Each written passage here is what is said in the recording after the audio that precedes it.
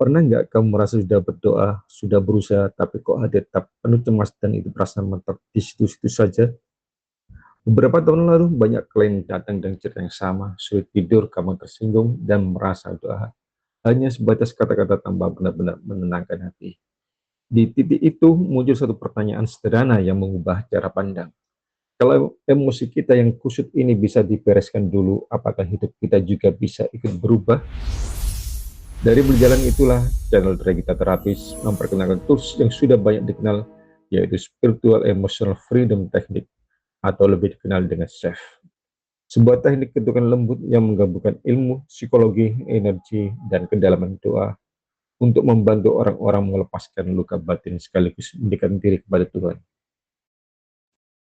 Di video ini, nanti kamu akan saya ajak menyelami 3 langkah sah, mulai dari membersihkan emosi yang mengendap, membuka ruang untuk datangnya lebih banyak keberuntungan dalam hidup, sampai memperdalam koneksi spiritual agar hati terasa lebih damai dan bahagia. Kalau kamu siap menemukan cara praktis untuk menenangkan pikiran tanpa harus lari dari masalah, tetap tonton sampai akhir, karena di bagian penutup akan ada panduan singkat yang bisa langsung kamu praktekkan hari ini juga. Yuk, kita mulai dari step yang pertama dulu. Pernahkah Anda bertanya-tanya dari mana asal-muasal teknik penyembuhan yang menggabungkan kekuatan energi dan spiritual ini? Mari kita jelajahi perjalanan panjang yang membawa kita kepada Chef Spiritual Emotional Freedom Technique. Segalanya bermula lebih dari 5.000 tahun yang lalu. Para tabib dan dokter Tiongkok kuno telah memahami bahwa tubuh manusia tidak hanya terdiri dari materi fisik, tapi juga dialiri oleh energi kehidupan yang mereka sebut Qi. Melalui praktek seperti akupunktur, mereka membuktikan bahwa dengan menyeimbangkan aliran energi, kesehatan dapat dipulihkan. Peloban besar terjadi pada tahun 1980-an ketika Dr. Roger Chahan menemukan bahwa mengetuk titik-titik meridian tertentu pada pasiennya yang mengalami fobia air ternyata mendapatkan perbaikan dengan hilangnya fobia air. Inilah pelayanan psikologis yang mengakui hubungan tak terpisahkan antara energi tubuh dan kondisi psikologis. Dan pada pertengahan 1990-an, kita tertolong seorang engineer dan juga seorang yang sangat dermawan, yaitu Gary Craig, dengan mempelajari terapi daripada Dr. Roger Callahan yang beliau menerapkan tarif yang sangat tinggi. Gary Craig ini menciptakan protokol yang lebih mudah dipelajari dan diterapkan, yang dikenal sebagai Emotional Freedom Technique atau EFT. Teknik tapping ini menjadi revolusi dalam dunia alternatif, membuktikan bahwa siapapun dapat menjadi ahli penyembuhan bagi dirinya sendiri. Namun perjalanan belum berakhir. Seorang praktisi, psikolog dari Indonesia, yaitu Ahmad Faiz Zainuddin, membawa evolusi selanjutnya. Ia melihat bahwa ada dimensi yang lebih dalam lagi, yaitu kekuatan spiritual. Dengan menggabungkan kekuatan energi psikologi dari FT dengan kekuatan spiritual, maka lahirlah Spiritual Emotional Freedom Technique yang ternyata setelah dipraktekkan jauh lebih efektif daripada cuma EFT. SEF bukan sekedar teknik mengetuk titik energi, ia adalah sebuah filosofi penyembuhan holistik. Di dalamnya kita mengakui bahwa manusia adalah makhluk multidimensi, memiliki tubuh fisik, sistem energi, dan jiwa yang abadi. Dengan menyelaraskan ketiganya, penyembuhan yang sesungguhnya dapat terjadi. Dan demikianlah dari kebiasaan kuno Tiongkok melalui inovasi modern barat dan disempurnakan dengan spiritualitas, Chef hadir sebagai warisan bagi umat manusia untuk meraih kebebasan emosional dan spiritual yang sejati. Emotional Freedom Technique telah membuktikan keampuhannya dalam melepaskan blokade energi emosional. Tapi mengapa kita perlu melangkah lebih jauh? Mengapa EFT membutuhkan dimensi spiritual? Mari kita jelajahi jawabannya melalui sains dan kebijaksanaan kuno. Dr. Larry Dossey, seorang dokter dan peneliti terkemuka dalam bukunya The Healing Word, menyajikan bukti mencengangkan. Setelah menganalisis ratusan penelitian, ia menyimpulkan bahwa doa dan spiritualitas memiliki kekuatan penyembuhan yang setara dengan pengobatan medis dan pembedahan modern. Ini bukan keyakinan buta, tapi kesimpulan ilmiah. Ketika kita memasukkan unsur spiritual dalam proses penyembuhan, kita mengakses sumber daya yang jauh melampaui kemampuan fisik semata. Tahun 1983, dunia kedokteran dikejutkan oleh penelitian Dr. Randolph Bird dalam studi terkontrol terhadap 393 pasien jantung. Kelompok yang didoakan dari jarak jauh menunjukkan hasil yang secara signifikan lebih baik. Lebih sedikit komplikasi, kebutuhan obat yang lebih sedikit, dan pemulihan yang lebih cepat. Penelitian ini membuktikan bahwa kesembuhan tidak hanya terjadi dalam ruang fisik, ada dimensi non-lokal, dimensi spiritual yang mempengaruhi proses penyembuhan. Konsep kuantum ikhlas mengajar kita bahwa pada level kuantum, segala sesuatu adalah energi dan getaran. Ketika kita melakukan sesuatu dengan keikhlasan, kita memancarkan getaran atau vibrasi energi yang tinggi yang mampu mentransformasi realitas fisik. Dalam konteks EFT, menambahkan keikhlasan dalam proses tapping bukan sekedar ritual. Ini adalah cara untuk meningkatkan kualitas energi yang kita pancarkan, membuat proses pelepasan emosi menjadi lebih dalam dan lebih tuntas. Dr. David Hawkins melalui penelitiannya selama puluhan tahun memetakan level kesadaran manusia. Ia membuktikan bahwa emosi-emosi rendah seperti malu, rasa bersalah, dan takut memiliki frekuensi yang rendah. Sementara cinta, sukacita, dan kedamaian memiliki frekuensi tinggi. EFT konvensional efektif untuk melepaskan emosi level menengah. Namun untuk emosi level rendah yang sudah mengakar menjadi keyakinan hidup, kita membutuhkan kekuatan spiritual untuk mengangkat getaran energi kita ke level yang lebih tinggi. Jadi, mengapa EFT butuh spiritual?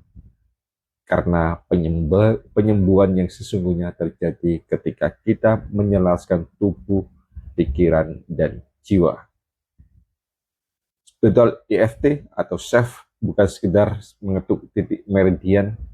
Ini adalah proses mengakui adanya luka spiritual, memohon bantuan kekuatan yang lebih tinggi, berserah dengan penuh keikhlasan, serta menerima penyembuhan di level jiwa. Dengan menggabungkan EFT dan spiritualitas, kita tidak hanya melepaskan emosi negatif, kita mengalami penyembuhan trauma masa kecil yang mendalam, meletakkan beban turunan yang diwariskan, rekonsiliasi dengan luka kehidupan lalu, serta kebangkitan jiwa yang sejati. Jika EFT biasa adalah seperti membersihkan permukaan laut dari sampah, maka SEF adalah menyelam ke dasar laut untuk membersihkan sumber pencemarannya. Inilah penyembuhan holistik yang sesungguhnya. Bersiaplah untuk mengalami transformasi tidak hanya pada level emosi, tetapi sampai ke level jiwa yang paling dalam. Ilmu di balik energi psikologi, sebagaimana disampaikan oleh Dr. David Feinstein. Energi psikologi adalah seperangkat prinsip dan teknik memanfaatkan sistem energi tubuh untuk memperbaiki kondisi pikiran, emosi, dan perilaku. Sedangkan menurut Dr. Roger Callahan, penyebab segala macam emosi negatif adalah terganggunya sistem energi tubuh. Terganggunya sistem energi tubuh bisa digambarkan dalam bagan seperti ini. Jadi, pemicu seperti ingatan yang membuat kita sedih, marah, atau frustasi, dan lain-lain, itu menyebabkan gangguan energi pada tubuh kita, sehingga akan berdampak pada emosi negatif. bisa muka memerah, jantung berdebar-debar, dan kelanjutan. Jadi peran chef di sini adalah melakukan shortcut, di mana pada waktu munculnya pemicu yang menimbulkan gangguan energi itu dihilangkan oleh adanya chef, sehingga tidak terjadi gangguan energi, sehingga tidak akan berdampak pada emosi negatif maupun pada penyakit yang ada dalam diri kita. Pentingnya spiritualitas sudah didukung lebih dari 500-an penelitian, sehingga banyak bukti ilmiah mengatakan bahwa doa dan spiritualitas berpengaruh terhadap kesehatan. Kita ibaratkan dengan energi spiritual ditambah energi psikologi, itu mengakibatkan efek amplifier. Jadi kalau kita bicara tanpa ampli atau speaker, maka mungkin pembicaraan kita bisa didengar dalam jarak 10 meter. Tapi begitu kita memakai speaker, maka yang bisa mendengarkan apa yang kita katakan bisa sampai lebih dari 1 kilometer. Itu dampak daripada energi spiritual dalam EFT. Cara melakukan chef sangat sederhana, hanya 3 langkah, yaitu yang pertama adalah setup, yang kedua tune in, dan yang ketiga adalah tapping. Yang pertama setup adalah bertujuan untuk memastikan agar aliran energi tubuh kita terarah dengan tepat. Langkah ini kita lakukan untuk menetralisir psikologi reversal atau perlawanan psikologis yang biasanya berupa pikiran negatif atau keyakinan bahasa negatif. Untuk kata-kata setup, yaitu diucapkan dengan penuh perasaan sambil menekan dada kiri atas, tepatnya di bagian sore spot, titik nyeri di sekitar dada atas yang jika ditekan terasa agak sakit atau mengetuk dengan 2 ujung jari di bagian karate chop. Langkah pertama adalah setup, yaitu dengan menekan titik sore spot. Jadi rasakan sini nyerinya, atau bisa juga Anda menekan di karate chop di sini dengan menutupnya. Sambil kita mengucapkan, misal, ya Allah, meskipun kepala saya sakit, saya ikhlas menerimanya dan saya pasrahkan kepadamu kesembuhannya. Jadi pada waktu set up ada 3 yang harus diingat. Yang pertama, sampaikan keluhannya. Yang kedua adalah ikhlaskan, dan yang ketiga adalah pasrahkan pada Allah.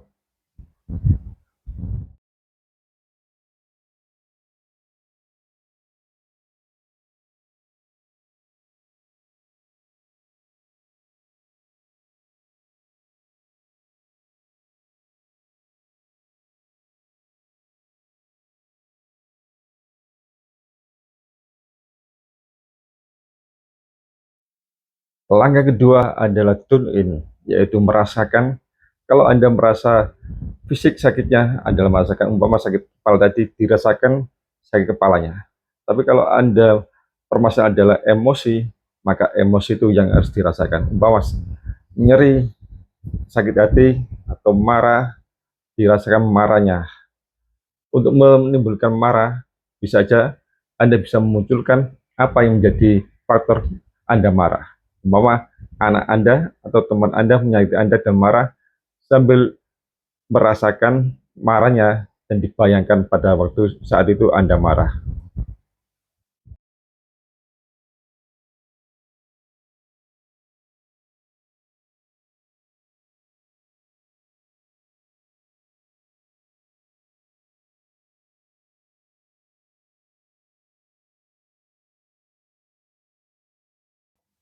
Langkah ketiga adalah tapping, yaitu mengetuk titik-titik meridian mayor. Ada 18 titik. Nanti ditutup dengan gambut prosedur. Yang pertama adalah di sini.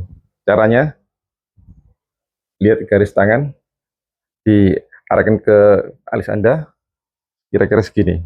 Atau juga melalui telinga Anda. Duanya, nah di sini. Diketuk 2-3 kali, sambil mengucap nanti, ya Allah saya ikhlas, saya pasrah, saya ikhlas, saya pasrah. Yang kedua adalah titik di kedua alis, kanan dan kiri. Anda bisa satu-satu, ini ya saya rasa pasrah sambil merasakan, bisa kedua-duanya seperti ini ngetuknya. Ketiga adalah alis lateral atau samping kanan mau kiri. Jadi kan tangannya langsung dua-duanya diketuk gini. Jadi yang keempat adalah di bawah mata tengah-tengah sini, ya, kanan kiri. Lebih enak Anda sambil memejamkan mata. Nah, gini. Jadi yang kelima adalah di bibir atas Anda ada cekungan ini diketuk. Nah, selanjutnya titik keenam di bawah bibir Anda, nah, di sini, cekungan tengah-tengah, diketuk.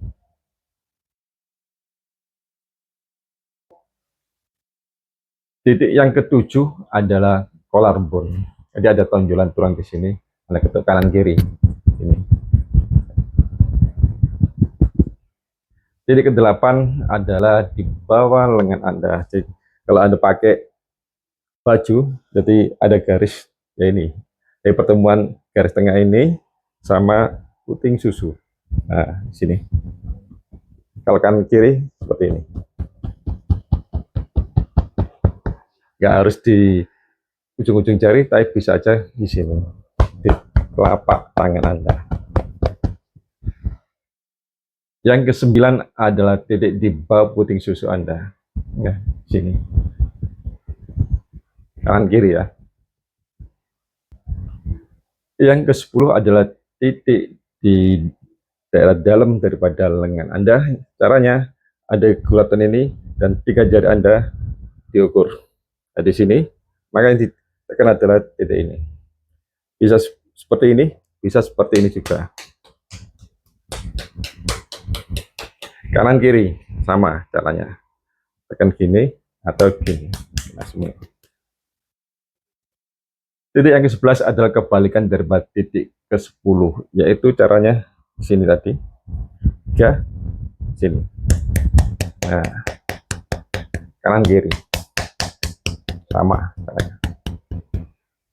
Yang ke-12 adalah titik, nah, di sini. Kita tinggal gini kan. Ya. Jadi di sini kuku dan kulit. Ya. Tapi di sampingnya tentunya sini. Di ujung jari. Jadi yang ke-13 di jari telunjuk. Gini. Sama tadi. Daerahnya diketuk di antara kuku dan kulit. Yang ke-14 jari tengah, sama juga, ketuk. Gini. Yang ke-15 adalah jari manis, ketuk. Bagian dalam daripada jari-jari Anda. Dan bagian yang ke-16 adalah titik di jari kelingking Anda bagian dalam. Sini. Rasakan sakitnya. Kalau sakit berarti benar. Dan 17 adalah karate chop di sini. Kalau keduanya Anda bisa melakukan seperti ini. Lalu yang ke-18 adalah melakukan gambut postur, yaitu caranya dengan menekan titik antara ruas jari kelingking dengan jari manis Anda di sini. Kita ketuk, sambil mengetuk kita memejamkan mata sekuat-kuatnya. Lalu melotot sekuat-kuatnya, kemudian melirik kanan bawah, lalu kiri bawah, diputar jarum jam atau balikan nggak apa-apa. Balik lagi,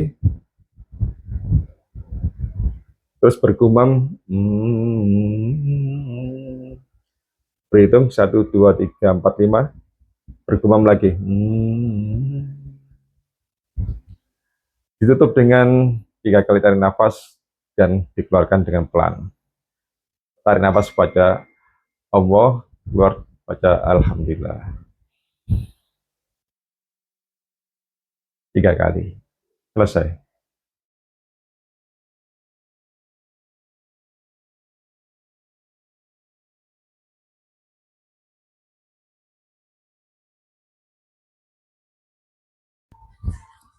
Dalam syaf ada 5 kunci keberhasilan, yaitu yakin, khusyuk, ikhlas, pasrah, dan syukur. Yang pertama adalah yakin. Dalam hadis qudsi, ana inda dzonni abdi bi, yang artinya Allah sesuai dengan prasangka hambanya. Hadis ini mengajarkan bahwa ketika seorang hamba berhusnudzon, berbaik sangka pada Allah, yakin bahwa Allah Maha mengabulkan doa, Maha menyembuhkan, dan Maha mencukupi, maka Allah akan memperlakukannya sesuai prasangka baik.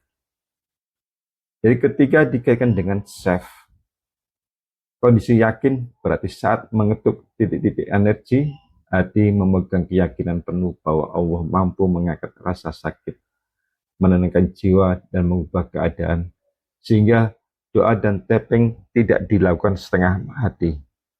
Secara psikologis, prasangka baik ini menumbuhkan harapan atau roja, menurunkan rasa putus asa, dan memperkuat efek terapi. Sementara secara spiritual, ia sejalan dengan perintah untuk selalu berprasangka baik kepada Allah dalam segala keadaan. Kalau dilihat dari segi ilmiah, keyakinan positif mengaktifkan ekspektansi efek dan placebo efek, yaitu ketika otak mengirim sinyal menenangkan ke tubuh sehingga menurunkan stres dan membantu regulasi hormon seperti kortisol. Bagaimana penelitian SAFE dan EFT menunjukkan penurunan gejala cemas dan depresi ketika klien percaya pada proses terapinya. Kunci yang kedua adalah khusyuk. Dan bahwa orang beriman yang beruntung digambarkan sebagai mereka yang khusyuk dalam sholat, yaitu fokus, tenang, dan sadar penuh di hadapan Allah. Kondisi, fokus, dan hadir penuh mirip dengan mindfulness state, yang dalam riset terbukti menurunkan aktivitas sistem saraf simpatis yang berisi respon fight or flight, yaitu juang atau menghindar, dan meningkatkan gelombang otak yang lebih tenang. Jadi ketika SAFE dilakukan dengan khusyuk, tapping membantu merangsang titik-titik meridian, sementara fokus nafas dan doa menstabilkan detak jantung dan menurunkan kecemasan. Kunci keberhasilan ketiga adalah ikhlas. Ini sudah dibahas pada awal hubungan dengan kuantum ikhlas. Tapi di ikhlas ini, niat yang betul-betul ikhlas karena Allah menjadi penentu nilai amal. Banyak ulama menjelaskan bahwa ikhlas adalah ketika hati tidak mencari selain ridhonya. Jadi kalau kita ikhlas, itu merasakan bahwa di dalam dada ini terasa plong, longgar, nyaman. Nah, itu tanda-tanda sebagian daripada ikhlas secara fisik. Dan secara ilmiah, dari sisi psikologi, menerima kenyataan dan berhenti menyalahkan diri ataupun orang lain. Ini acceptance, mengurangi emotional resistance. Penelitian tentang SAFE menunjukkan bahwa ketika klien menerima emosinya ada apa adanya sambil tapping dan berdoa, tingkat kecemasan dan ketegangan fisik menurun secara signifikan. Nanti dapat pembahasan ikhlas, insya Allah akan saya bahas lebih detail pada tema yaitu kuantum ikhlas di presentasi yang lain. Dan kunci 4 adalah pasrah atau tawakal. Islam mengajarkan untuk berikhtiar lalu bertawakal. Dan agama lain saya yakin juga seperti itu. Tetapi mungkin di antara kita masih banyak yang salah paham bahwa pasrah itu dilakukan setelah kita selesai berikhtiar. Padahal Anda mungkin ingat doa yang diajar Rasulullah SAW saat kita keluar rumah, kita berdoa Bismillahirrahmanirrahim, la haula wala quwwata illa billah. Dan rahasia terbesar pasrah sebelumnya, inti keikhlasan, yang mana ikhlas berarti menerima dengan lapang dada bahwa semua yang terjadi atas kehendak Allah.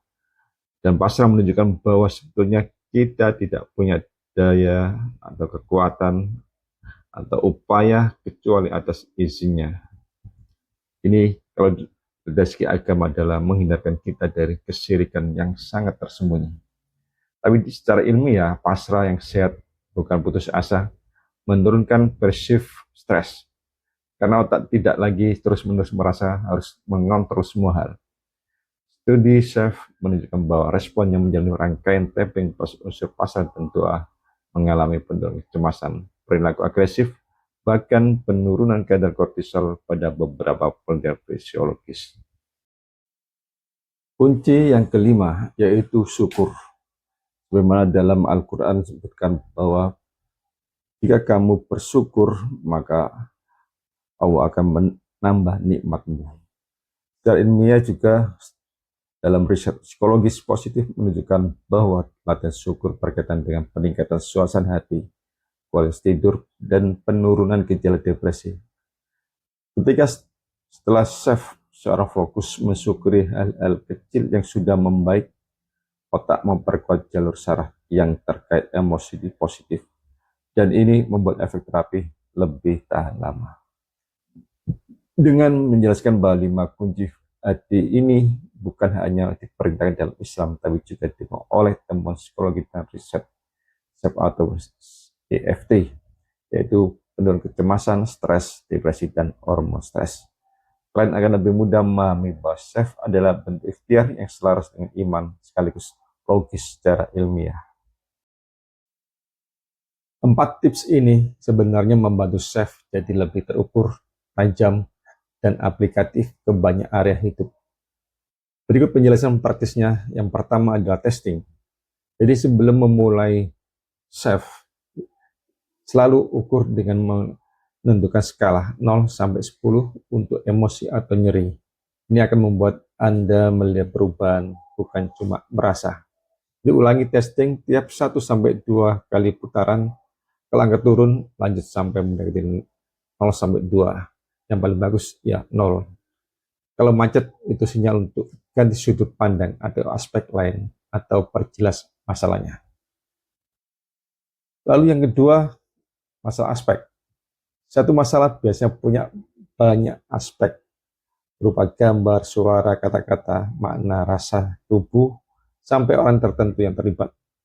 Setelah satu aspek turun, cek aspek yang lain. Kalau ingat wajahnya bagaimana, kalau dengar kalimat yang menyakitkan itu lagi bagaimana. Kerjakan aspek yang masih kuat supaya pemeriksaan lebih tuntas. Contoh nyata, di pasiennya Dr. Calahan, ada yang takut pada air, fobia air. Pada waktu itu sudah sembuh, tetapi pada waktu lain, pada saat pasien tersebut menyelam, fobia itu datang lagi.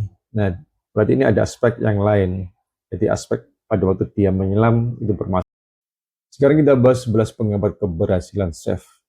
Yang pertama, kurang pengetahuan dan keterampilan. Sering ada yang datang ke saya dan bilang, Pak, saya sudah coba SEF tapi kok rasanya nggak ada perubahan ya. Lalu ketika saya tanya pelan-pelan, ternyata mereka baru nonton 1-2 video, belum terlalu paham urutannya, kalimat setup-nya masih ngarang, dan tappingnya dilakukan sambil main HP. Jadi wajar kalau hasilnya belum terasa maksimal.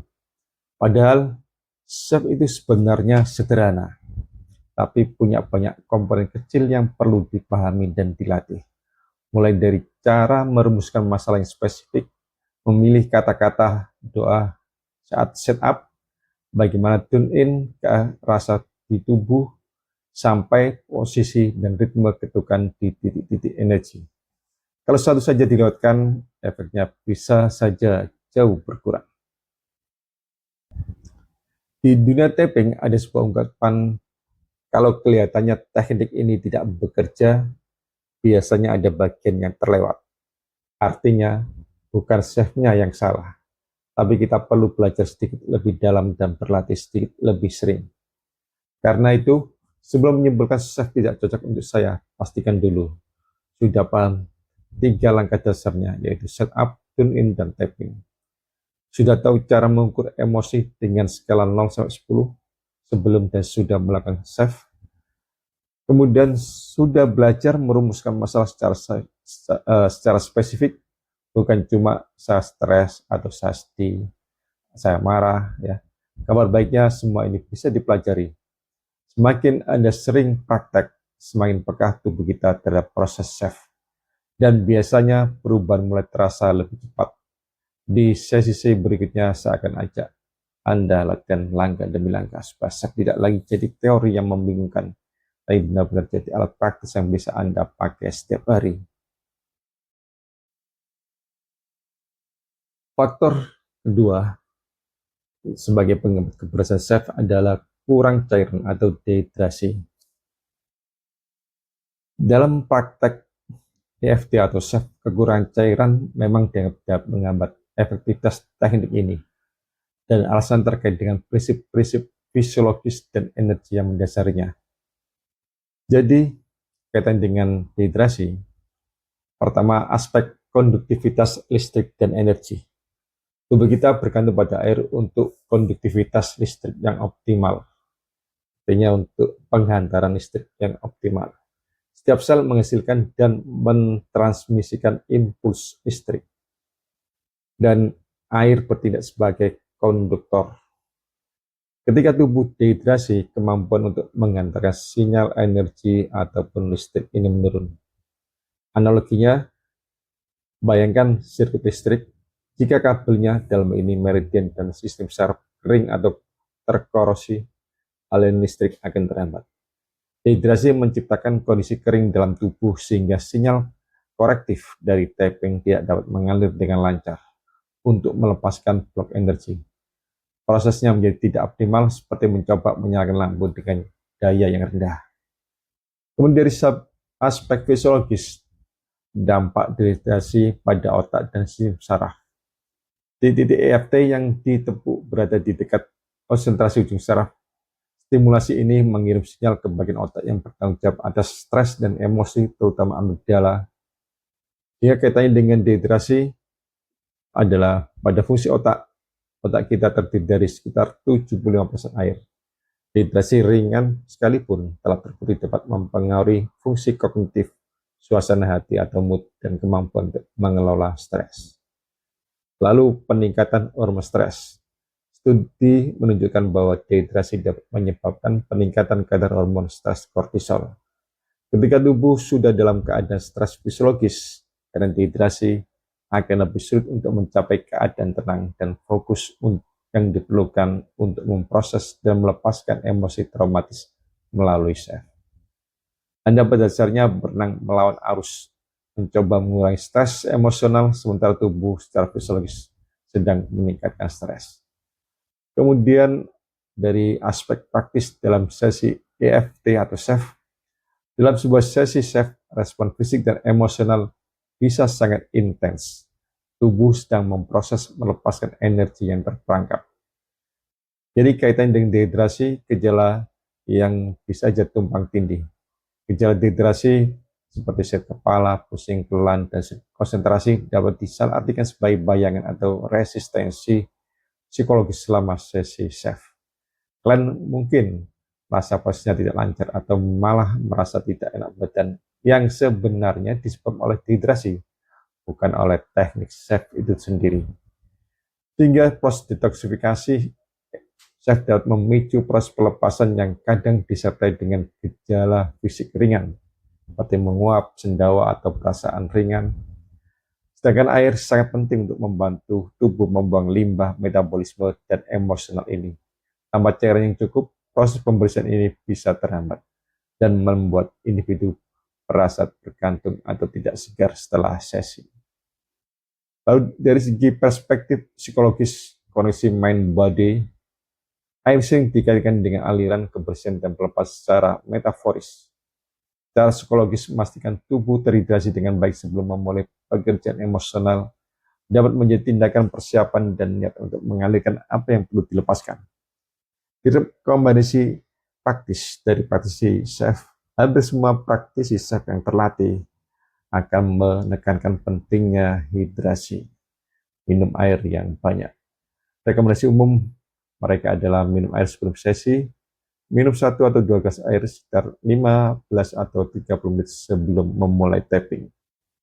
Sediakan air selama sesi, terutama sesi yang intens dan panjang, Memiliki segelas air di dekat Anda sangat dianjurkan untuk menegaknya jika merasa haus atau pusing. Lalu minum air setelah sesi. Ini membantu proses integrasi dan membasuh sisa-sisa energi atau emosi yang telah dilepaskan. Jadi kalau disimpulkan, kekurangan cairan yang pertama secara energetik mengurangi konduktivitas sistem energi tubuh, membuat sinyal dari tapping tetap mengalir dengan efisien untuk membersihkan blok energi. Yang kedua, secara fisiologis mengganggu fungsi otak dan sistem saraf, meningkatkan hormon stres basal, sehingga membuat tubuh lebih sulit untuk rileks dan memproses emosi. Yang ketiga, secara praktis menimbulkan gejala fisik yang dapat mengganggu proses dan menghambat detoksifikasi alami tubuh secara pasca sesi. Dengan menjaga tubuh tetap terhidrasi, Anda menciptakan lingkungan fisiologis dan energetik yang optimal bagi EFT atau SEF untuk bekerja dengan efektif, memungkinkan pelepasan emosi negatif dan trauma terjadi dengan lebih lancar dan mendalam. Lalu penghambat nomor 3 adalah hambatan spiritual. Pernyataan ini sangat mendalam. SEF pada dasarnya adalah EFT yang mengakui dan mengintegrasikan dimensi spiritual. Dalam konteks ini, hambatan spiritual seperti keyakinan, blok energi, atau kontrak sadar yang berasal dari level jiwa yang dapat menghambat aliran energi penyembuhan. Jadi, SEF beroperasi pada prinsip bahwa kita adalah makhluk energi yang memiliki jiwa dan akar beberapa masalah terletak pada level ini. Jika akar spiritualnya tidak tersentuh, tapping di level psikologis dan emosional saja ibarat memotong rumput liar tanpa mencabut akarnya, sehingga masalah akan bisa tumbuh kembali. Yang pertama, masalahnya berada di level yang berbeda. Jika akar masalahnya adalah spiritual, maka penyembuhan harus di level yang sama. Tapping hanya di level emosional saat ini tidak akan menjangkau inti masalah. Yang kedua, keyakinan spiritual yang membatasi. Keyakinan dipegang pada level jiwa lebih kuat dan mendalam daripada keyakinan di level pikiran. Keyakinan ini menciptakan hukum realitas pribadi yang sangat sulit ditembus. Dan yang ketiga, penyumbatan pada saluran energi spiritual. Hambatan spiritual dianggap menyumbat aliran energi kehidupan atau chi, prana, atau cahaya pada pusat energi yang lebih tinggi seperti cakra mahkota atau jantung, sehingga sinyal dari tapping tidak dapat diintegrasikan dengan sempurna. Contoh nyata dalam hambatan spiritual dalam praktek keyakinan dasar atau sumpah jiwa, keyakinan di kehidupan masa lalu ini bagi yang percaya pada reinkarnasi atau di level jiwa yang bertujuan untuk melindungi, tapi kini menjadi membatasi. Contoh konkret, seorang biarawati di kehidupan masa lalu yang mengucapkan sumpah kemiskinan dan penderitaan adalah jalan menuju Tuhan. Di kehidupan sekarang, jiwa yang sama secara tidak sadar memegang teguh sumpah ini, menghalangi kesuksesan finansial. Seringkali hampir kaya, dia secara tidak sengaja membuat keputusan yang menghambatnya. Atau seorang prajurit yang terluka yang bersumpah, aku tidak akan pernah percaya lagi. Di kehidupan sekarang, jiwa ini membawa blok itu dan mengalami kesulitan membangun hubungan intim. Jadi mengapa menghambat SEF? Tapping pada pernyataan, saya membuka diri untuk menerima kekayaan yang melimpah, atau saya aman untuk mencintai, akan langsung ditolak oleh jiwa karena melanggar kontrak spiritual yang lebih dalam. Perlawanannya akan terasa sangat kuat dan intensitas emosi tidak akan bergerak. Dan kedua, ikatan antar jiwa, soul-ties energy codes. Hambatan ikatan energi yang tidak sehat yang masih menyambungkan kita dengan orang lain, mantan, pasangan, orang tua, atau bahkan jiwa dari kehidupan lain yang terus menyedot energi atau mempengaruhi emosi kita. Contoh konkretnya, seseorang sudah lama putus tapi masih terobsesi dengan mantannya. Secara spiritual ada tali energi yang masih terikat kuat di cakra jantung. Tapping untuk melepaskan rasa rindu bisa terasa tidak ampuh karena ikatan energinya masih aktif. Atau ikatan dengan jiwa orang tua yang sudah meninggal, di mana kita secara tidak sadar mengambil beban penyakit atau kesedihan mereka. Jadi mengapa SAFe atau FT? FT standar atau SAFe bekerja pada emosi yang dipegang oleh individu. Ikatan antar jiwa adalah sistem energi yang melibatkan dua pihak. Selama ikatan ini tidak diputuskan secara sadar spiritual, emosi negatif akan terus diisi ulang dari sistem itu, seperti mencoba mengeringkan air yang terus dialiri keran. Dunia masih banyak contoh-contoh lagi, tapi akan terlalu panjang, jadi sehingga bisa disimpulkan dalam self ibadah spiritual bukan kegagalan, melainkan pintu gerbang menuju penyembuhan yang lebih dalam dan transformatif. Dengan mengidentifikasi dan mengetuk langsung pada inti spiritual ini, kita tidak hanya melepaskan gejala emosional, tetapi juga menyembuhkan luka jiwa yang menjadi akarnya. Lalu untuk yang keempat adalah perlawan psikologis atau psychological reversal. Pertanyaan yang tepat ke inti dari tantangan dalam terapi seperti EFT atau SAFe, yaitu perlawan psikologis, adalah mekanisme pertahanan diri yang muncul ketika pikiran bawah sadar kita takut untuk melepaskan masalah, trauma, atau keyakinan negatif. Meskipun pikiran sadar kita sangat menginginkan perubahan. Bayangkan perlawan ini seperti rem parkir yang masih aktif saat Anda mencoba mengemudi. Anda menginjak gas, dalam hal ini melakukan tapping, tetapi mobil tidak bergerak optimal karena ada bagian dari diri Anda yang secara tidak sadar menahan lajunya. Jadi mengapa perlawan psikologis menganggap keberhasilan SAFe? SAFe dirancang untuk mengakses dan melepaskan muatan emosional dari memori yang tersimpan di tubuh. Perlawanan psikologis menciptakan dinding pemisah antara terapis atau klien dengan muatan emosional yang ingin dilepaskan. Dinding ini mencegah SAFe bekerja pada level yang mendalam. Jadi pada orang yang punya perlawanan psikologis biasanya adalah untuk melindungi identitas diri. Yang kedua, takut akan perubahan, dan ketiga, sebagai mekanisme perlindungan. Baik contoh, perlawan untuk melepas trauma masa lalu, misal dibully. Masalahnya, seorang klien ingin menghilangkan rasa takut ketika bertemu orang banyak yang berasal dari pengalaman dibully. Bentuk perlawan yang muncul, pengalaman kognitif. Kalau aku melepaskan ini, apakah berarti aku memaafkan pelaku buliku? Aku tidak mau memaafkan mereka, mereka pantas disalahkan. Lalu dari secondary gain, manfaat sampingan, klien mungkin tidak menyadari bahwa dengan memegang trauma ini, dia mendapat perhatian dari keluarga, atau punya alasan untuk menghindari situasi sosial yang menakutinya. Melepaskan trauma berarti kehilangan manfaat itu. Ini juga menciptakan rasa aman yang palsu, dengan terus merasa waspada dan takut, aku akan terlindung dari disakiti lagi. Jadi bagaimana praktisi SAFe yang baik menangani perlawan ini? Orang praktis yang terampil tidak akan memaksa. Mereka akan menggunakan perlawan itu sendiri sebagai bahan terapi. Jadi yang pertama, mengetuk langsung pada perlawanannya. Setup statement diubah untuk mengakui perlawan tersebut.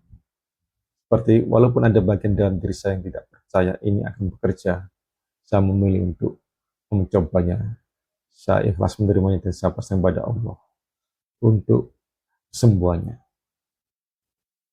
Atau bisa juga, walaupun saya takut untuk melepaskan rasa takut ini, saya ikhlas menerima dan saya pasrahkan pada Allah. Lalu yang kedua, memberikan validasi dan edukasi. Menenangkan klien bahwa perlawanan adalah hal yang normal dan merupakan bagian dari proses penyembuhan. Lalu yang ketiga, bergerak perlahan, memecah masalah menjadi bagian-bagian yang lebih kecil dan kurang mengancam, sehingga tidak memicu mekanisme pertahanan yang kuat. Yang bisa bagi kita yang baru belajar SAFe menjadi sesuatu yang menakutkan menghadapi pasien seperti ini. Jadi peran psikologis bukan kegagalan SAFe, melainkan petunjuk penting yang menunjukkan di mana dinding itu berat. Dengan mengakui dan mengetuk langsung pada perlawanan itu sendiri, kita justru meruntuhkan dinding tersebut dan membuka jalan bagi pelepasan emosi yang mendalam dan Penghambat kelima adalah kurang spesifik. Ini adalah salah satu hambatan paling umum dan kritis dalam praktek chef atau EFT juga, baik yang konvensional maupun spiritual. Dalam hal ini konteks chef ya, tidak spesifikan ini menjadi lebih halus dan dalam. Bayangkan chef seperti sinar laser yang dirancang untuk menemukan dan melepas muatan emosional dari memori spesifik. Ketika kita tidak spesifik, kita menggunakan lampu sorot yang menyinari area umum. Masalahnya mungkin ada di dalam area itu, tapi tanpa fokus yang tajam, energi tidak akan terlepas dengan tuntas. Ini sudah saya bahas juga di awal-awal presentasi ini. Jadi mengapa kurang spesifik melihat keberhasilan? Yang pertama, emosi melekat pada peristiwa spesifik, bukan pada konsep abstrak. Otak limbik atau otak emosional kita menyimpan ingatan dalam bentuk gambar, suara, sensasi, dan peristiwa spesifik. Ia tidak memahami konsep umum seperti rendah diri atau takut ditolak. Dia hanya paham perasaan malu yang menusuk saat ayah membentakku di depan teman-teman karena nilai matematikaku jelek di kelas 5 SD. Tapping harus menyentuh peristiwa spesifik itu agar muatannya bisa dilepaskan. Yang kedua, pikiran basadar butuh kejelasan. Pikiran basadar adalah gudang data yang sangat literal. Jika Anda memberikan perintah yang samar, ia akan kebingungan. Akibatnya tidak ada pelepasan yang signifikan yang terjadi. Yang ketiga, konteks spiritual akarnya tidak tertanam. Masalah spiritual seringkali berakar pada moment of soul fracture, momen patah jiwa. Sebuah peristiwa traumatis yang menyebabkan jiwa mengambil keputusan atau keyakinan tertentu. Jika kita tidak menelusuri dan mengetuk peristiwa spesifik yang menjadi akar itu, kita hanya memangkas daunnya saja. Keyakinan spiritual yang membatasi itu akan tetap kokoh. Saya beri contoh umpama masalah spiritual saat saya terhambat secara finansial. Kurang spesifik menghambat. Lebih spesifik adalah memberikan hasil.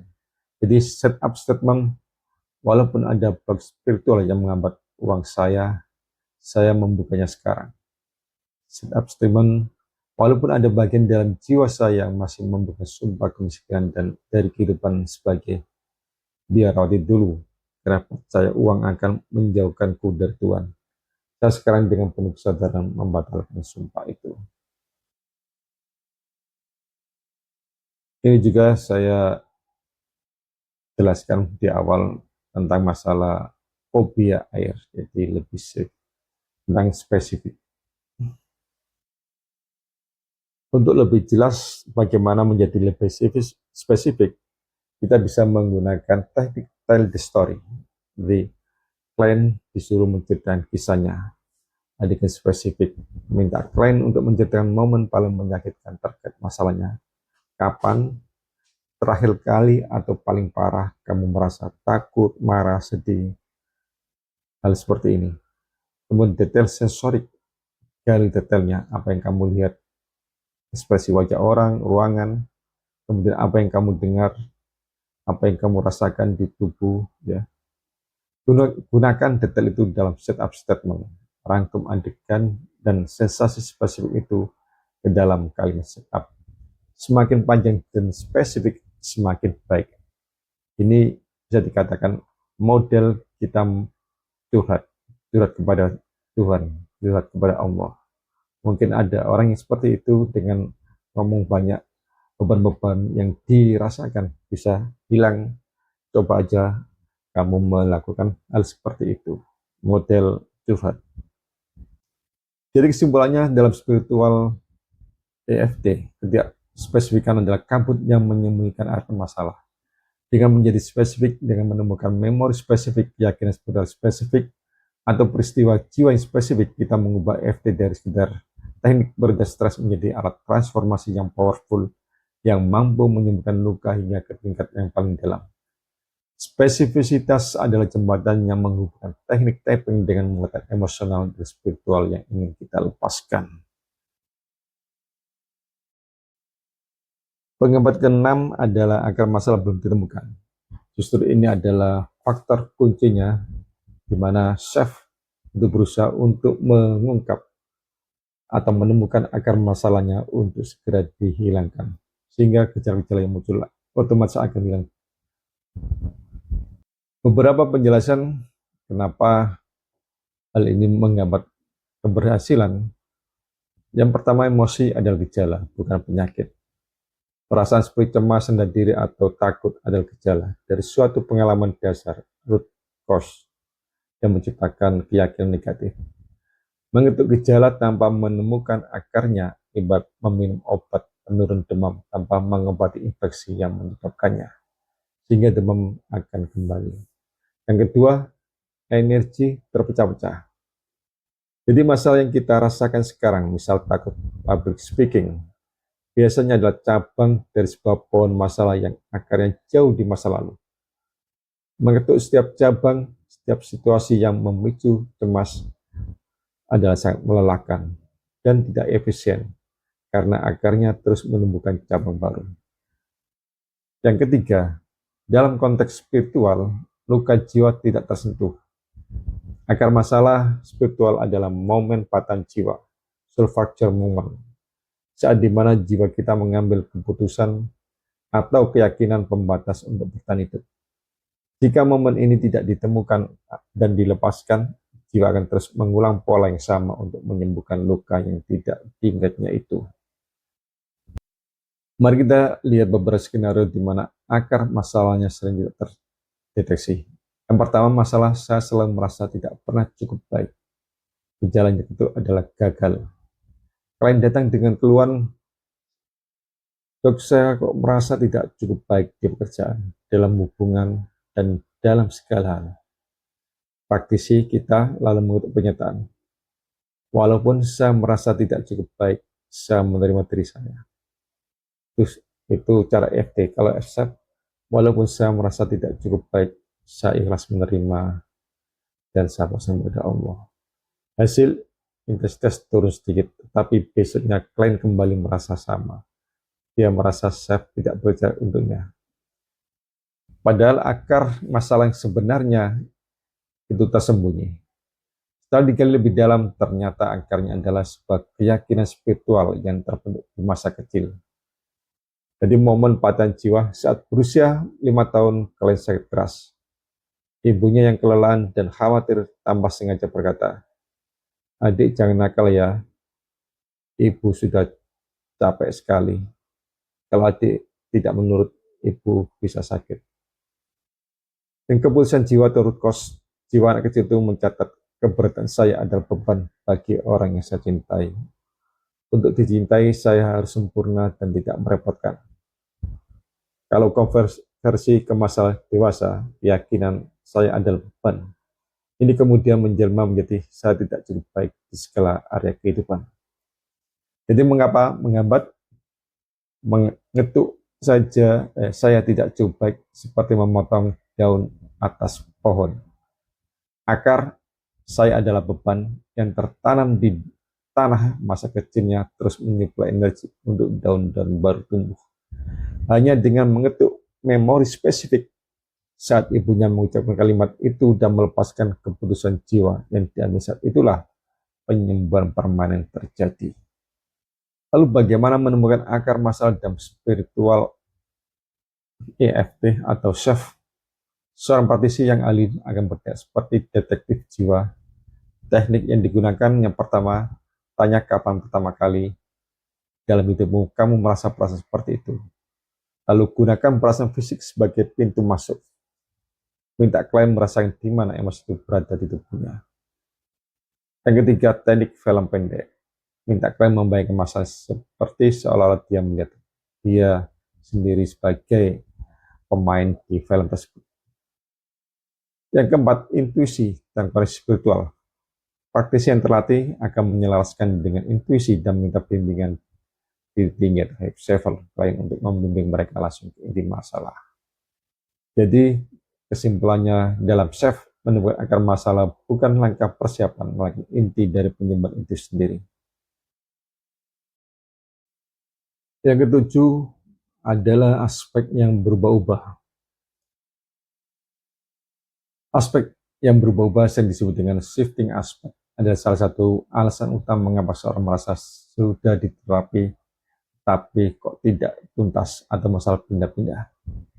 Kenapa hal ini menyambut keberhasilan? Karena yang pertama, satu masalah banyak wajah. Sebuah masalah inti bisa rendah diri tidaklah monolitik. Ia terdiri dari banyak aspek. Saja kenangan spesifik, emosi turunan, keyakinan, dan sensasi fisik. Membersihkan satu aspek tidak otomatis membersihkan yang lain. Yang kedua, pikiran sadar yang cerdas dan licik. Ketika satu aspek diamankan atau dilepaskan, pikiran sadar akan segera mengangkat aspek lain yang masih bermuatan emosi untuk menjaga agar struktur masalah inti tetap utuh. Ini adalah mekanisme pertahanan. Ini juga bisa hubungan dengan reversal psikologis. Yang ketiga, pelepasan yang tidak tuntas. Jika kita berhenti mengetuk karena satu aspek sudah reda, kita meninggalkan lahan emosional dan spiritual yang belum terbersihkan. Masalah itu akan segera tumbuh kembali di akar yang masih hidup, hanya dengan bentuk yang sedikit berbeda. Bagi contoh, masalah inti trauma ditinggal oleh ayah di masa kecil. Mungkin kalian merasa sedih yang sangat mendalam, bisa saja intensitas 8. Di sit up, walaupun saya merasa sedih yang luar biasa karena ditinggal ayah, dan seterusnya. Hasil setelah 2 ronde kemudian turun ke intensitas 3, kalian lega. Tapi terjadi pergeseran aspek. Tiba-tiba kalian melaporkan sekarang saya merasa marah kepadanya. Intensitas meningkat menjadi 7. Ini adalah aspek baru yang muncul. Pemandu selalu ada, tetapi tertutup oleh kesedihan yang lebih dominan. Up statement baru, walaupun saya marah sekali pada ayah kan telah mengucapkan masa kecil saya. Hasilnya kemarahan berhasil turun. Pergeseran aspek 2 setelah kemarahan reda dan berkata, sekarang saya merasa bersalah. Dan selanjutnya pergeseran aspek 3 spiritual. Setelah rasa bersalah hilang, dan merasa ketakutan spiritual, saya takut akan mengulangi pola ini. Saya takut pasangan saya juga akan meninggal saya sepertinya ini takdir. Jadi mengapa menghambat? Jika prinsip berhenti di saat kesedihan awal kalian reda, maka kemarahan, rasa bersalah, dan keyakinan spiritual tentang takdir akan tetap mengendalikan hidup klien dari balik layar. Sehingga klien akan tetap memiliki masalah dalam hubungan, tetapi tidak tahu lagi mengapa. Jadi seorang praktisi spiritual EFD yang ahli tidak akan terkejut dengan pergeseran ini. Mereka justru menggunakan sebagai peta menuju akar masalah. Yang pertama selalu bertanya sekarang apa yang tersisa. Yang kedua bersikap seperti detektif. Yang ketiga merayakan pergeseran. Ketika aspek berganti itu adalah tanda baik. Yang keempat tidak berpuas diri. Jangan berhenti hanya karena satu gejala membaik. Terus gali sampai Anda menemukan akar permasalahannya. Jadi kesimpulannya dalam self, aspek yang berubah-ubah bukanlah kegagalan teknik, melainkan mekanisme alami dari pikiran dan jiwa yang kompleks. Keberhasilan praktek justru ditentukan oleh kemampuan untuk mengenali, menyambut, dan secara sistematis melepaskan setiap aspek yang muncul hingga tidak ada lagi yang tersisa. Inilah proses membersihkan semua faset berlian hingga cahaya jiwa yang sejati bisa bersinar tanpa halangan. Aspek ke-8 yang menghambat keberhasilan self yaitu membutuhkan sentuhan orang lain. Pernah nggak kamu merasa self itu baru bekerja kalau ada orang lain yang mengutuk dan membimbing? Tapi begitu diminta tapis di rumah, tiba-tiba rasa kaku dan nggak yakin? Banyak orang sebenarnya percaya pada terapisnya, tapi belum percaya pada dirinya sendiri. Mereka berpikir kalau nggak ada pure kita yang dampingi, pasti hasilnya nggak maksimal. Padahal kekuatan utama self justru ada pada kemandirian. 2 jari adalah alatnya, hati dan doa adalah mesinnya. Dan itu semua ada di dalam diri kita, bukan di luar. Masalahnya ketika kita merasa selalu butuh sentuhan online, tanpa sadar kita mengirim pesan ke otak, aku lemah, aku nggak bisa menolong diriku sendiri. Pesan itu membuat tubuh kurang merespon setiap ketukan, karena di level bawah sadar kita sudah memutuskan bahwa tanpa orang lain usaha ini percuma. Disinilah pentingnya mengubah pola pikir. Self bersama terapis itu seperti konser cadangan. Tapi self mandiri adalah mesin utama. Sentuhan orang lain boleh membantu di awal, memberi rasa aman dan contoh yang benar. Namun, tujuan akhirnya adalah kamu bisa melakukan tapping sendiri, berdoa sendiri, dan merasakan tenang sendiri kapanpun dibutuhkan, bahkan ketika tidak ada siapa-siapa di sampingmu. Jadi kalau selama ini kamu merasa safe hanya efektif kalau ada pendamping, coba jadikan itu sebagai PR batin. Mulai hari ini, aku belajar percaya bahwa Allah menitipkan alat penyembuhan di dalam diriku. Sentuhan orang lain boleh membantu, tapi aku tidak bergantung. Aku sanggup menolong diriku sendiri dengan izin Allah. Karena keyakinan itu pelan-pelan tumbuh, biasanya selalu ikut berubah, tapping yang sama, doa yang sama, tapi efeknya terasa jauh lebih kuat. Karena kali ini kamu tidak hanya percaya pada tekniknya, tapi juga pada dirimu sebagai hamba yang sedang ditolong langsung oleh Allah Subhanahu wa Ta'ala. Penghambat nomor 9 adalah aspek tidak ingin berubah. Dalam semua bentuk terapi, keengganan untuk benar-benar berubah adalah penghalang terbesar. Dan ini terutama dalam spiritual evolutional freedom technique atau SEF, di mana perubahan menyentuh level identitas jiwa adalah benar. Mengapa tidak ingin berubah mengenai keberhasilan? Pada level spiritual, masalah dan pola negatif bukan lagi sekedar gejala yang ingin dihilangkan. Mereka telah menjadi bagian dari identitas diri dan peta realitas seseorang. Melepaskan masalah sama dengan melepaskan bagian dari diri sendiri yang bisa terasa seperti kematian kecil atau kehampaan. Jadi yang pertama, masalah memberikan manfaat samping. Secondary gain yang kuat. Ini adalah asam paling umum pikiran bahasa dalam menciptakan atau mempertahankan masalah karena masalah itu memberikan keuntungan tertentu, seringkali di luar kesadaran pikiran psikologis. Sebagai contoh, seorang dengan kecemasan kronis mungkin mendapat perhatian dan kasih sayang dari keluarga yang sebelumnya dingin. Kecemasannya menjadi alat untuk mendapatkan cinta. Atau seorang yang secara finansial selalu kekurangan, mungkin merasa lebih suci atau spiritual karena memegang keyakinan uang adalah akar kejahatan. Kemiskinannya menjadi lambang kesalahan.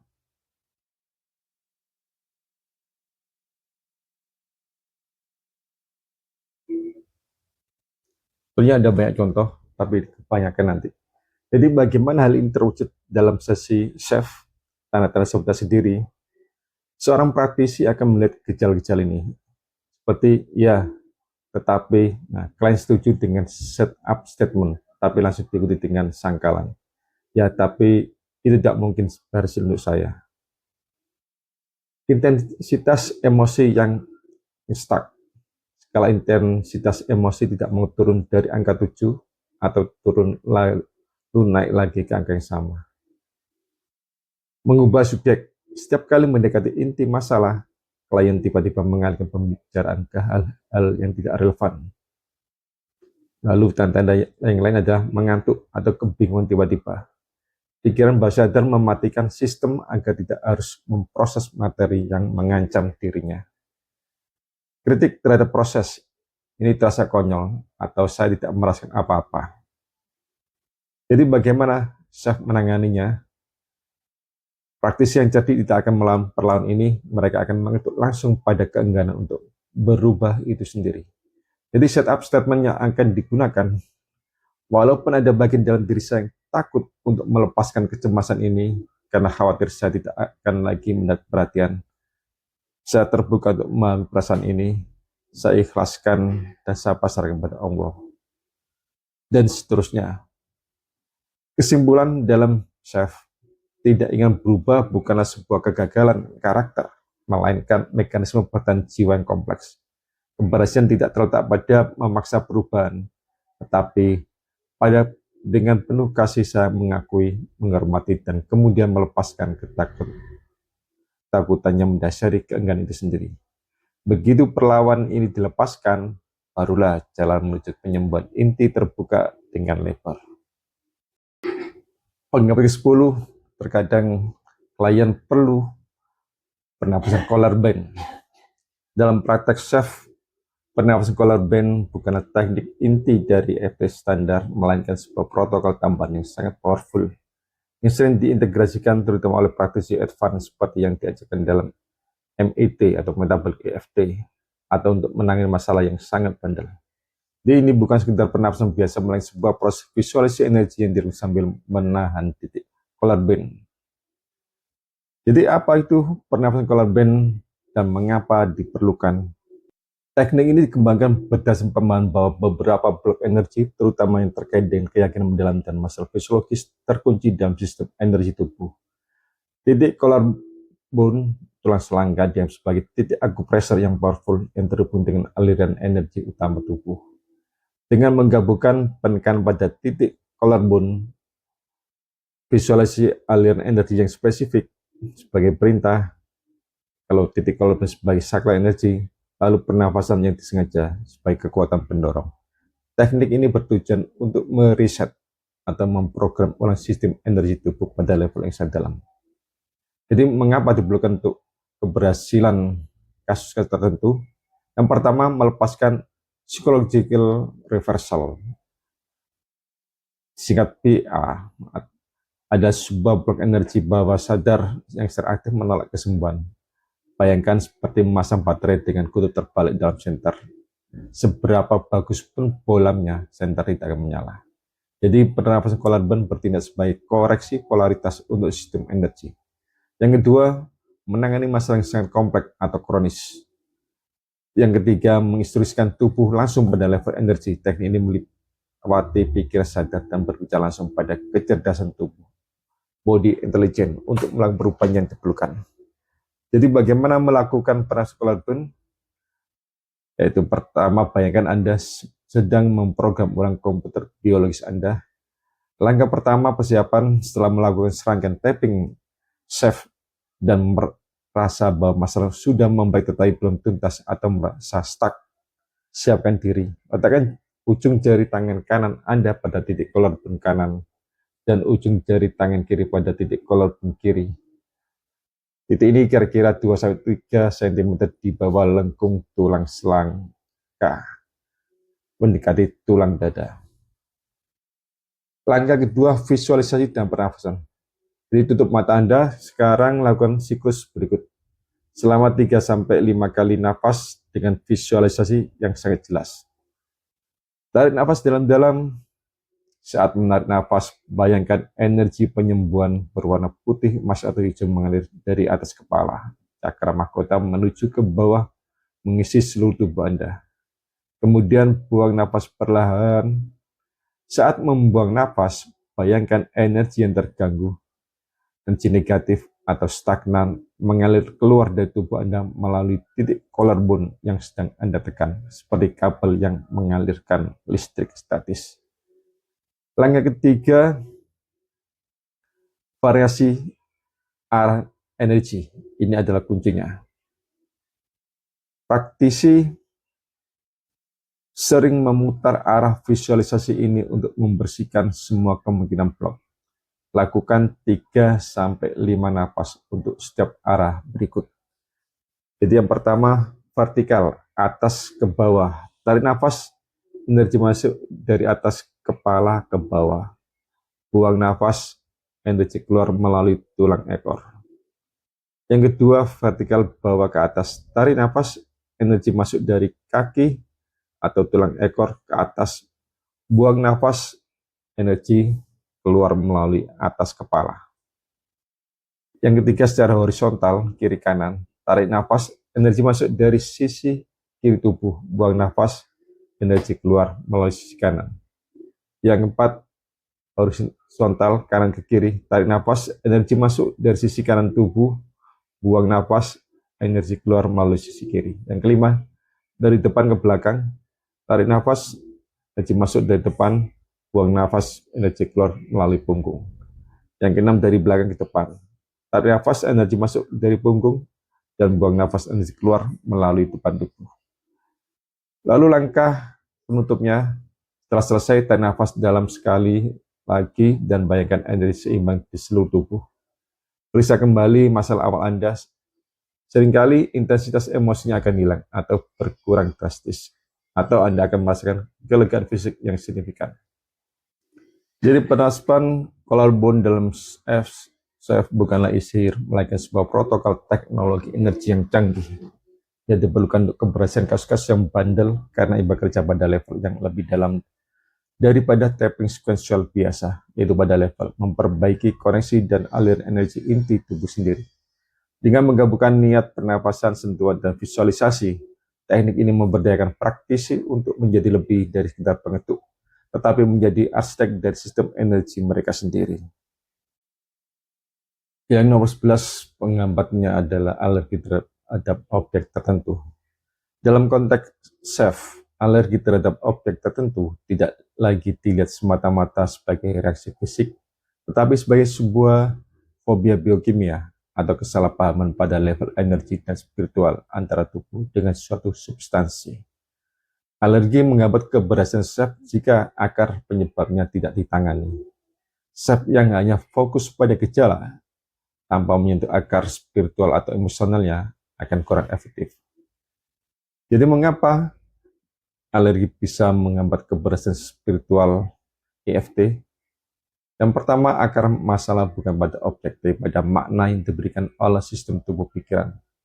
Dalam SEF, alergi dipandang sebagai reaksi berlebihan sistem kekebalan tubuh yang didasari oleh memori atau keyakinan yang keliru. Sistem tubuh mengira suatu zat yang tidak berbahaya seperti botol kacang ada ancaman mematikan. Kemudian alergi sebagai bentuk perlindungan spiritual atau emosional. Tubuh mungkin menciptakan reaksi alergi sebagai mekanisme pertahanan untuk melindungi diri dari emosi atau ingatan yang terkait dengan objek tertentu. Alergi menjadi alasan fisik untuk menghindari sesuatu yang secara emosional atau spiritual menyakitkan. Jadi ini menghambat kalau menghilangkan alergi tanpa menyelesaikan konflik emosional yang mendasarinya bisa dianggap berbahaya oleh pikiran bawah sadar. Jadi pikiran bawah sadar akan menolak kesembuhan karena alergi ini dianggap sebagai pelindung bagi diri.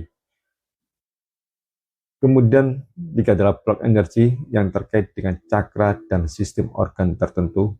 Jadi setiap alergen bisa dikaitkan dengan cakra atau sistem organ yang merepresentasikan konflik emosional tertentu. Berarti alergi udara bisa terkait dengan cakra jantung, rasa cinta, duka. Alergi kulit bisa terkait dengan cakra solar plexus, harga diri, dan batasan, atau perasaan mudah terganggu oleh lingkungan. Baik contoh, alergi udara, debu atau serbuk sari yang berakar pada kesedihan masa kecil. Gejala setiap musim semi, klien mengalami bersin-bersin, mata gatal, dan sesak napas parah. Jadi, pada proses pendalaman SEF, yang pertama, tapping awal, gagal setup statement walaupun bisa alergi terhadap serbuk sari, mungkin hanya mengurangi gejala saat.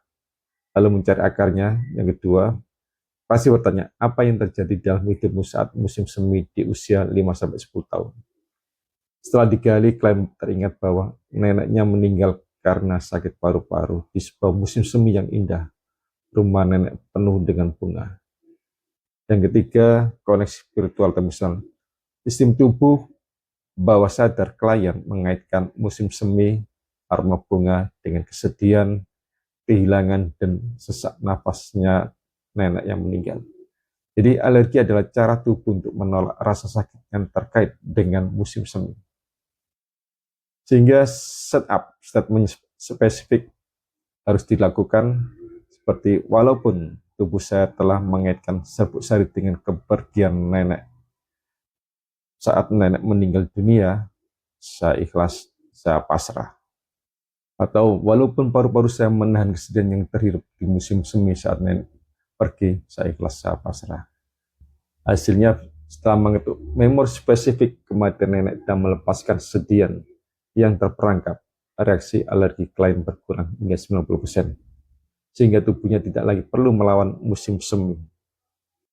Dan masih banyak lagi contoh-contoh yang bisa Anda kembangkan saat Anda praktek dalam SEF. Jadi dalam SEF, alergi bukanlah musuh yang harus dihancurkan, tetapi adalah pesan dari tubuh dan jiwa yang perlu dipahami. Alergi menghambat keberhasilan SEF jika kita hanya berfokus pada apa atau objek alergi dan bagaimana untuk gejalanya tanpa pernah menyelidiki mengapa akar spiritual atau emosionalnya. Jadi keberhasilan justru datang ketika kita menggunakan alergi sebagai petunjuk untuk menemukan luka emosional, keyakinan keliru, atau konflik spiritual yang tersembunyi. Begitu akar ini ditemukan dan dilepaskan dengan tapping yang spesifik, Kesalahpahaman antara tubuh dan objek alergi pun berakhir dan reaksi fisiknya menghilang dengan sendirinya. Jadi setelah Anda mempelajari SAFE, setelah mempraktekannya, sekarang saatnya kita memasuki step pertama, yaitu emotional cleansing, yaitu personal peace posture. Bagaimana cara melakukannya? Yang pertama yaitu kita buat daftar semua kejadian spesifik yang bisa Anda ingat, yang pernah atau sedang mengganggu Anda sampai saat ini, mulai dari masa kecil. Yang kedua, saat Anda membuat daftar kejadian negatif ini, mungkin Anda merasa bahwa beberapa kejadian sepertinya bukanlah penyebab dari ketidaknyamanan yang Anda alami sekarang. Tapi tetap aja masukkan dan lakukan setidaknya pada satu atau idealnya 3 kejadian negatif setiap hari selama 3 bulan. Lalu yang ketiga, berikan judul pada tiap kejadian spesifik. Kejadian spesifik ini misal marah, sedih, kecewa, frustasi, dan semua emosi-emosi yang ada di dalam tubuh yang Anda rasakan, tulis semuanya. Dan judul pada tiap kejadian spesifik ini seakan-akan itu adalah sebuah film ini. Contoh, ini ayam memukul saya di dapur, saya mencuri makan siang sushi, saya tergelincir dan hampir saja terjatuh saat mendaki gunung. Teman-teman sekelas memperlakukan saya ketika saya melakukan pidato. Dan masih banyak lagi ya. Lalu yang keempat, jika daftar yang Anda buat sudah selesai, ambil kejadian-kejadian spesifik yang negatif yang paling mengganggu Anda. Jadi lakukan yang paling mengganggu, yang paling berat. Setelah lakukan save pada mereka satu persatu sampai Anda bisa menertawakan kejadian tersebut. Dan lupa berikan skala antara 0 sampai 10. Jadi mulai 0 sampai 10. Kalau sudah 0, artinya Anda bisa menertawakan kejadian tersebut, artinya Anda sudah bebas. Kemudian setelah itu, jika Anda tidak dapat mengidentifikasi level intensitas emosi pada satu kejadian, mungkin aja itu adalah secara psikologis Anda melakukan represi atas masalah tersebut. Untuk melakukannya, mengatasi tersebut, lakukan 10 putaran save dari setiap sisi yang bisa Anda pikirkan. Kemudian yang keenam adalah lakukan save setidaknya pada satu, idealnya 3 kejadian negatif setiap harinya selama 3 bulan full. Anda bisa melakukan sehari, bisa melakukan 3 sampai 5 kali, terserah Anda. Semakin banyak semakin bagus. Tapi kalau untuk awal-awal sebaiknya 3 atau 5, karena jaga-jaga jika suatu kondisi menjadikan Anda terjadi break, itu yang sangat membahayakan dan bisa aja Anda takut karena belum menguasai. Kemudian setelah 3 bulan, rasakan bagaimana diri Anda merasa jauh lebih baik secara fisik maupun emosi. Dan sebagai panduan, ini ada tabel lampiran, nanti akan saya lampirkan di sini aja, karena untuk deskripsi saya belum mengetahui cara menampilkan di deskripsi untuk pelampiran di MS Word-nya.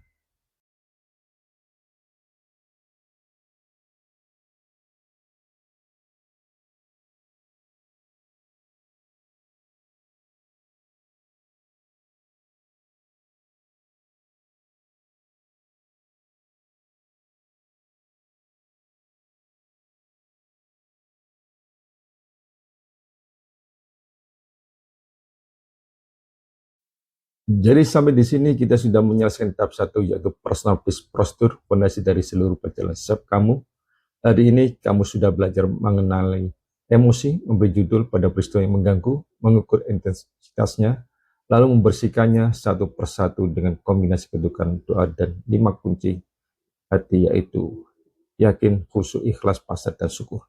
Dengan latihan rutin, personal peace posture ini pelan-pelan akan mengurangi sampah emosional yang selama ini membebani pikiran, tubuh, dan spiritualmu.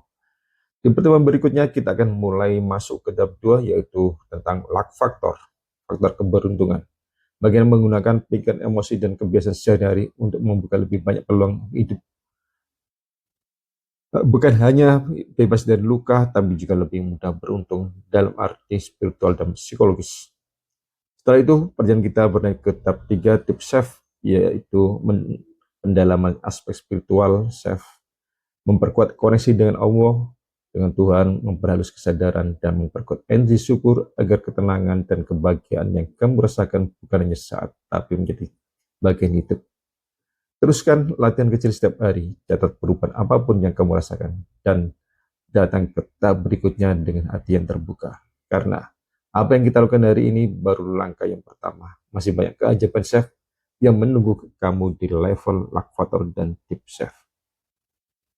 Sekali lagi, jika kamu menyukai konten saya, maka jangan lupa untuk like, subscribe, share, serta menyalakan lonceng agar supaya Anda mendapatkan update-update tentang chef terbaru dari saya. Terima kasih.